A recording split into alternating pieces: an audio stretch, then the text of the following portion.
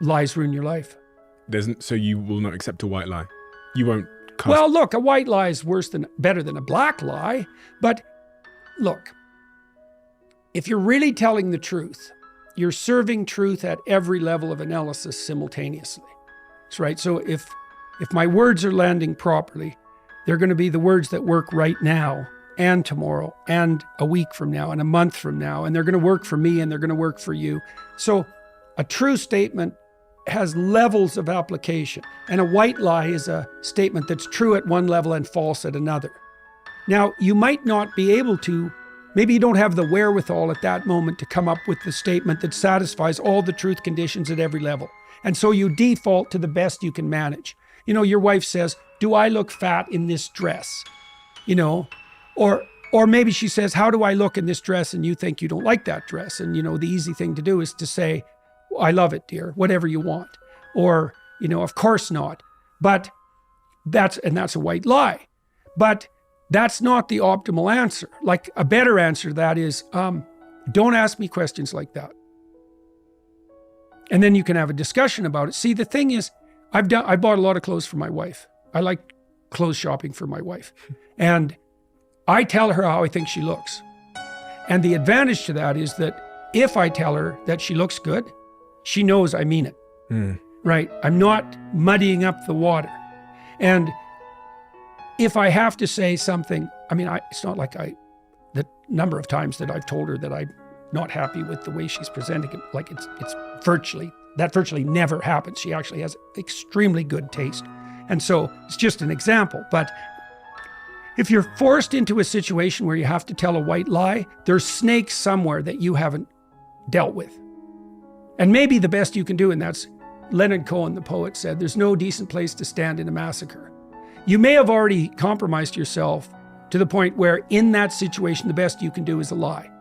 But that means that you shouldn't have bloody well been there to begin with. You can get yourself in positions where all of your options are bad. And what that means is exactly as you pointed out, you did something upstream, man. Now, one of the things you do in therapy is you find out what people did upstream. You know, and you'll find this in your discussions with your wife. There'll be a problem. And as you circle towards it, you'll see, oh, this is where I made a mistake, right? This is what's wrong with me. And then you can even find out, if you look, you can go back into your past and you can think, oh yeah, that's when I made that decision. I knew when I made it, it was a bad decision, you know? And your life is full of the consequences of decisions you took in the past that put you on the wrong path. And you said, we were talking about repairing things. What you do is you go back to where you made the mistake. You figure out what the mistake was. You know, there's this cartoon trope that there's an angel on one shoulder and a devil on the other. Well, you come to a crossroad. That's also where you meet the devil.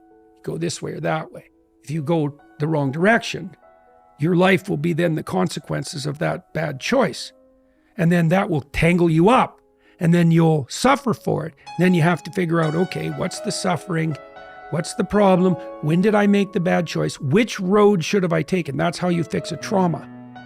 You replace the road you did take with the road you should have taken. And now you have a road forward. And once you have a road forward, the trauma is no longer traumatic because you have a road.